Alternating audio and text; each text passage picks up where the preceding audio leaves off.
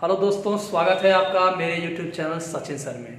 दोस्तों, आज मैं आप लोगों के साथ एक छोटा सा मैसेज लेकर आया हूँ, specially for class 11th student, जो बच्चे अभी 10th से 11th में गए हैं। दोस्तों, क्लास 11th में जो बच्चे अभी गए हैं उनके लिए सबसे बड़ी प्रॉब्लम तो ये है वो डिसीजन लें कि उन्हें लेना क्या है, कि वो मैथ पढ़ना चाहते हैं, बायो पढ़ना चाहते हैं, या फिर वो ह्यूमैनिटी या कॉमर्स पढ़ना चाहते हैं।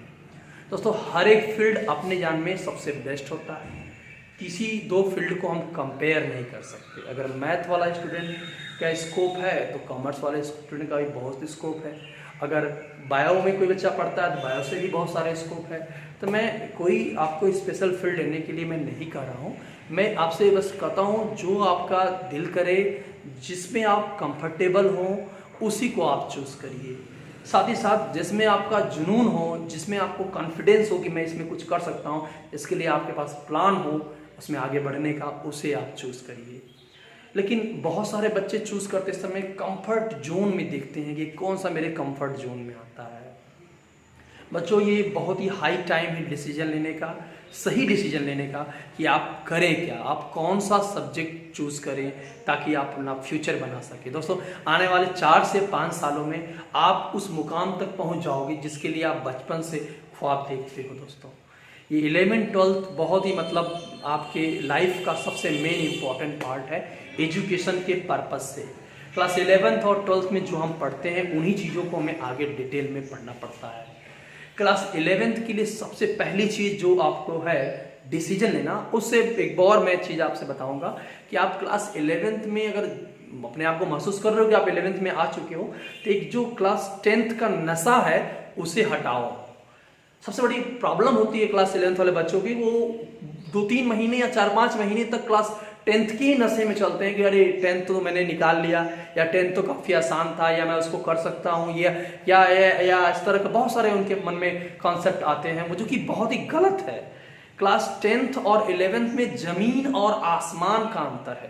क्लास 10th अभी में 11th में आप 5-6 महीने अगर अच्छे से पढ़ लो, 2-3 महीने पढ़ लो अच्छे से, तो आपको लगेगा कि हमने क्लास 10th तक कुछ पढ़ा ही नहीं। जबकि ऐसा नहीं कि आपने क्लास 10 तक नहीं पढ़ा, आपने क्लास 10 तक बहुत कुछ पढ़ा। उसके लिए आप परेशान भी रहे, एग्जाम भी दिया, टेंशन भी, अभी भी आपको टेंशन है कि रिजल्ट कैसा होगा। बहुत सारे दोस्त ये सोच रहे होंगे रिजल्ट जैसा आएगा उसके आधार पे मैं सब्जेक्ट चूज करूंगा, तो ये भी नहीं सही है कि रिजल्ट, मान लीजिए आपका मैथमेटिक्स बहुत अच्छा था, किसी वजह से आपका पेपर नहीं अच्छा हुआ हो, बहुत सारे रीजन हो सकते हैं, इसका ये मतलब नहीं हुआ कि आप मैथमेटिक्स नहीं लीजिएगा। अगर आपको मैथमेटिक्स पे कॉन्सेप्ट है, उसका इंटरेस्ट है, उसका कॉन्सेप्ट क्लियर है, और आपको कंफर्टेबल लगता है मैथमेटिक्स, प्रॉब्लम नहीं होता, उससे घबराहट नहीं होती है, तो यू कैन ऑप्ट मैथमेटिक्स। बहुत सारे ऐसे बच्चे मेरे सामने जो क्लास 10 तक बहुत अच्छा नहीं किए मैथ में, लेकिन 11th-12th में काफ़ी अच्छा करते हैं। ठीक है दोस्तों, तो रिजल्ट के पीछे ना जाइए कि रिजल्ट कैसा आएगा उस आधार पे मैं डिसीजन लूंगा कि मैं मैथ लूँ, बायो लूँ, कॉमर्स या ह्यूमैनिटी लूँ। ये अपने इंटरेस्ट पे, अपने आप को समय दो बाबू, समय दो बच्चों कि 1 घंटे 2 घंटे अपने आप मेडिटेशन में जाओ, सोचो कि हमें क्या लेना चाहिए। यही टाइम है असली डिसीजन लेने का, क्योंकि इसी पे तुम्हारा जब ट्रैक चेंज हो जाएगा वापस से तुम दोबारा नहीं आ पाओगे। ठीक है, कुछ बातें हैं मैं आपसे शेयर कर रहा हूँ, उम्मीद करता हूँ आपको ये सब चीज़ें समझ में आवे और आप एक प्रॉपर डिसीजन लीजिए। दोस्तों, आज मैं आप लोगों को एक छोटा सा स्टोरी भी सुनाना चाहूँगा, जो मैंने सुभाष चंद्रा के जो जी न्यूज़ के डायरेक्टर हैं उनके एक शो पे मैंने सुना था। ऐसे मैं एक दिन बैठा था तो मुझे उसमें मैंने सुन लिया था, मुझे काफ़ी अच्छा वो मैसेज लगा। दोस्तों, ये इस मैसेज में एक छोटी सी कहानी है, आप कहानी को ध्यान से समझिएगा और आपको उस कहानी से जो मैसेज लेना है, जो मैं देना चाहता हूँ मैसेज, उसको ले लीजिएगा, समझ लीजिएगा। कहानी में मेनली 2-3 कैरेक्टर हैं। एक साहूकार है, अधेड़ उम्र का है, मतलब कि he is more than 60 year, 65 या 70 ईयर का है एक साहूकार। दूसरा एक किसान है और तीसरा उसकी एक बेटी है। किसान बहुत ही गरीब है, किसान के पास एक बेटी है जो कि विवाह योग्य है, लगभग मेरे समझ से 24 या 25 साल उसकी उम्र है, शादी करने लायक है। और साहूकार जो है, साहूकार ऐसे लोग जो उधार ब्याज पे पैसा देते हैं गांव में। तो किसान काफ़ी गरीब है, पिछले कई सालों से उसका फसल नहीं हो पाया सही से, वो बहुत डेप्ट में है, कर्ज में है, प्रॉब्लम में है। फिर इस साल कोई किसान को फसल खेती करनी थी, तो खेती करने के लिए शुरुआत में कुछ चीज़ें आपको इन्वेस्ट करना पड़ता है। जैसे आपको पानी देना पड़ता है खेत में, तो उसके लिए भी पैसा लगता है। इसके अलावा जैसे आप जो बीज लाते हो उसका भी पैसा लगता है, खाद लेते हैं उसके लिए भी पैसा लेते हैं, और ट्रैक्टर से जो खेत की जुताई वगैरह कराते हैं उसमें भी पैसा लगता है, और अच्छे खासे अमाउंट में पैसा लगता है। और किसान के पास वो पैसा नहीं होता है। और हमारे देश की कंडीशन अभी तक इतनी स्ट्रांग नहीं हुई कि हमारा हर एक बहुत सारे किसान तो पा जाते हैं बैंक से लोन, लेकिन बहुत सारे किसान नहीं पाते हैं बैंक से लोन। तो ऐसा ही एक हमारा ये किसान है जो बैंक से लोन नहीं पा रहा है, तो साहूकार के पास जाता है कि साहूकार जी ऐसा करिए, कुछ हमको पैसा दीजिए ताकि मैं इन्वेस्ट करके खेती करूं, उससे कमाई हो तो आपका मैं कर्जा पाड़ दूँ। तो साहूकार कहता है ठीक है भाई ले जाओ, मेरा तो वही बिजनेस ही है, तुम पैसा लोगे तभी ना मुझे कुछ एक्स्ट्रा बेनिफिट होगा, ब्याज दूंगा मैं उस पर। तो साहूकार से किसान पैसा लेता है और वो पैसे को जाके इन्वेस्ट करता है, इन्वेस्ट करके खेती करता है, फसल अच्छी होती है, बढ़िया फसल हो जाती है। लेकिन लास्ट में मौके पे मौसम जानते हैं आप लोग, इस समय तो बहुत ही गड़बड़ चल रहा है। एक तो कोरोना वायरस है, ऊपर से जो है मौसम का तो रोज ही रोज नया नया चक्कर लगा हुआ है, समझ में नहीं आ रहा है किस तरह का मौसम है। तो किसान के साथ भी वैसा ही हुआ, उसका फसल पूरा जो है डिस्ट्रॉय हो गया। सब फसल अच्छी होने के बावजूद भी लास्ट में ओले पड़े, जिसके नाते उसका पूरा फसल बर्बाद हो गया। किसान सड़क पर आ गया, मतलब किसान के पास बिल्कुल पैसे नहीं बचे। ऐसे ही तो फिर किसान के पास अब क्या ऑप्शन था। किसान साहूकार ने बोला भाई मेरे पैसे लाओ, तो किसान ने कहा भाई पैसे तो नहीं है, मेरा जो पैसा था वो भी डूब गया, अब मुझे अगली खेती करने के लिए फिर पैसे चाहिए। तो बहुत रिक्वेस्ट करता है साहूकार, फिर उसे पैसे देता है, किसान फिर खेती करता है और दोबारा फिर उसका फसल अप टू द मार्क्स नहीं होता है जिससे वो उसका कर्ज चुका सके। ऐसे ही 2-3-4 बार होते होते किसान का बहुत ज़्यादा कर्ज हो जाता है उस साहूकार के ऊपर, मतलब साहूकार का बहुत ज़्यादा पैसा किसान ले लिया रहता है जिसे वो लौटा नहीं पाता है। तो जो साहूकार रहता है वो किसान के पास जाता है और कहता है कि भाई जो भी उसका नाम हो, किसान से कहता है कि भाई आप तो कर्ज नहीं चुका पा रहे हैं, बड़ी प्रॉब्लम है आपकी, कितनी बार आपके साथ साथ दूँ, 1 साल 2 साल 3 साल 4 साल कितनी बार मैं आपके साथ करूँ कि आप चुका पाएंगे। तो किसान रोने लगता है, गिड़गिड़ाने लगता है कि साहब मैं कहाँ से दूँ, कैसे करूँ, क्या करूँ, मेरे पास तो कुछ नहीं है, मैं क्या कर सकता हूँ। तो साहूकार कहता है कि किसान भाई मेरे पास एक प्रपोज़ल है, अगर आप चाहो तो उस प्रपोज़ल को आप कर लोगे तो आपका मतलब किसान ऋण जो है ऋण खत्म हो जाएगा। तो किसान बोलता है कि साहब क्या है प्रपोज़ल बताइए। तो कहता है वो साहूकार कहता है कि देखिए हम लोग एक छोटा सा गेम खेलेंगे और उस गेम में अगर आपकी जीत होती है, मतलब किसान की जीत होती है, तो मैं जितना भी सब कर्ज है वो आपको मैं माफ़ कर देता हूँ, पूरा कर्ज मैं आपको माफ़ कर दूँगा। बट और साथ ही साथ मैं आपको पूरा कर्ज माफ़ कर दूँगा। ये पहला केस है। अगर दूसरा केस है कि अगर मान लीजिए उस गेम में साहूकार जीत जाता है, अगर साहूकार जीत जाता है तो उस कंडीशन में कर्ज तो माफ़ होगा ही, कर्ज माफ़ होगा ही, लेकिन किसान को अपनी बेटी की शादी उस अधेड़ उम्र के शख्स से करानी पड़ेगी। ये ये प्रपोजल सुनते ही किसान तो भौचक्का रह गया, अरे भाई ये क्या कर रहे हो तुम कि मैं अपनी बेटी की शादी तुमसे नहीं करा सकता, इस तरह का गेम मैं नहीं खेल सकता। ये महाभारत में ही ऐसा होता है जो है, उसका कितना बड़ा दुष्परिणाम निकला हम सभी जानते हैं। तो वहीं पे किसान की बेटी भी रहती है।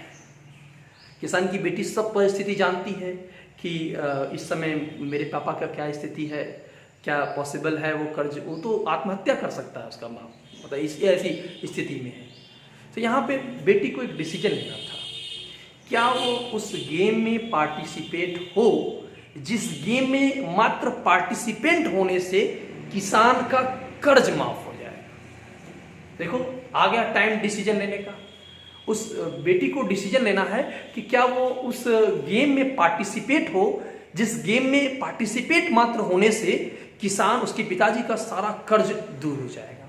क्योंकि गेम की शर्त है, किसान जीतेगा तो पूरा कर्ज माफ हो जाएगा। अगर किसान की अगर साहूकार जीतेगा तो फिर भी कर्ज माफ होगा, लेकिन बेटी की शादी करवाना पड़ेगा। तो बहुत हिम्मत करके उसकी बेटी ने डिसीजन लिया कि पापा आप खेलो ये गेम, रेडी हूँ, इस गेम खेलो आप। देखिए पहला डिसीजन ले ली है बच्ची। अब देखिए वो डिसीजन तो टफ था, बहुत रिस्की था, 50-50 का, 70-25 का रिस्क था। तो मतलब उसका कर्ज तो माफ होना ही होना है, ये तो प्रूफ हो गया। चलो किसान कर्ज से मुक्त हो जाएगा जैसे गेम में पार्टिसिपेट होगा। अब बात फंसी उस लड़की की जिंदगी पे। भाई उस लड़की की भी तो पूरी जिंदगी है, वो कैसे उसके साथ रह सकती? ये पॉसिबल उसके लिए नहीं था, या उसके लिए मतलब जस्टिस नहीं था। अब गेम क्या था समझिए।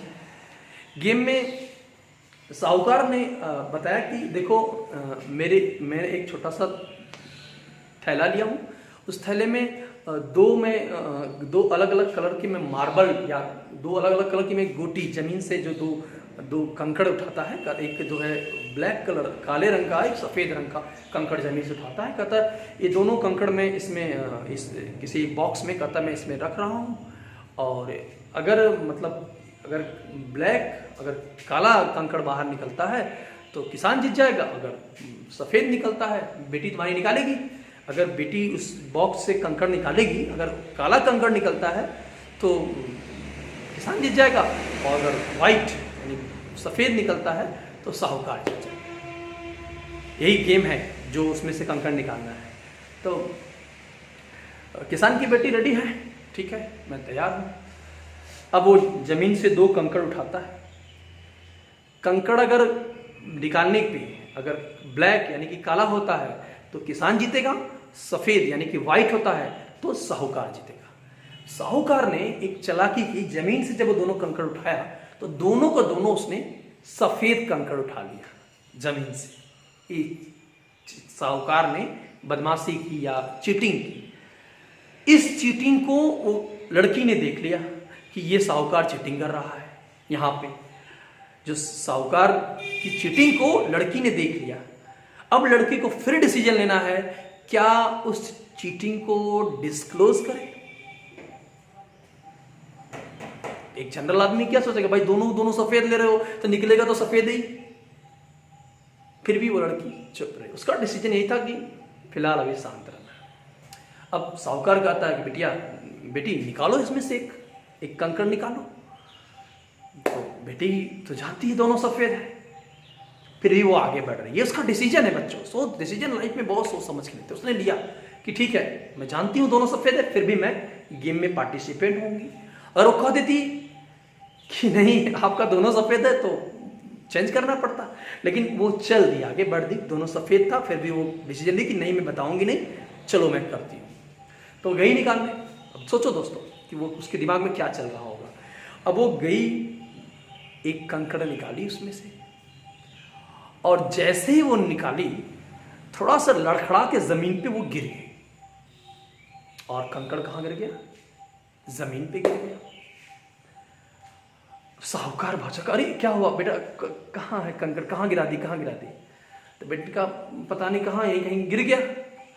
तो साहूकार ने कहा अच्छा चलो फिर से करते हैं। तो बेटी बोलती साहूकार साहब फिर से करने की क्या जरूरत है, एक जो कंकड़ मैंने गिराया उसका विपरीत कलर, एक दूसरा कंकड़ तो है ही ना बॉक्स में देख लीजिए कौन सा कंकड़ है, उसके अपोजिट कंकड़ में गिर गया होगा। अब यहाँ पे उस साहूकार की चाल पे किसान की बच्ची का चाल भारी पड़ गया, क्योंकि उसने डिसीजन क्या लिया था। अब उसे खोलते हैं, उसमें से सफ़ेद निकलता है, वाइट निकलता है। अगर सफ़ेद है तो इसका मतलब, कहती कि अगर ये सफ़ेद है इसका मतलब जो दूसरा मुझसे गिरा है वो क्या होगा, आपका ब्लैक होगा। साहूकार को कुछ समझ में नहीं आया, अपने ही चाल में फंस गया। दोस्तों इस तरीके से किसान का कर्ज भी माफ हो जाता है, उसकी बेटी भी उस अधेड़ उम्र के शख्स की पत्नी या वाइफ बनने से बच जाती है। दोस्तों यही डिसीजन लेने का टाइम था उस लड़की के पास कि वो क्या डिसीजन ले। उसने आगे पीछे सब कुछ सोचा। अगर वो तुरंत करती कि नहीं नहीं यहाँ पे आप दोनों सफ़ेद लिए हो, तो वो हो सकता है एक सफ़ेद और एक काला ले लेता, दोनों ले लेता। तो उस समय उसका जीतने का चांस 50-50 का रहता। भाई प्रोबेबिलिटी आप लोग पढ़े हो, ब्लैक भी आ सकता है, वाइट भी आ सकता है।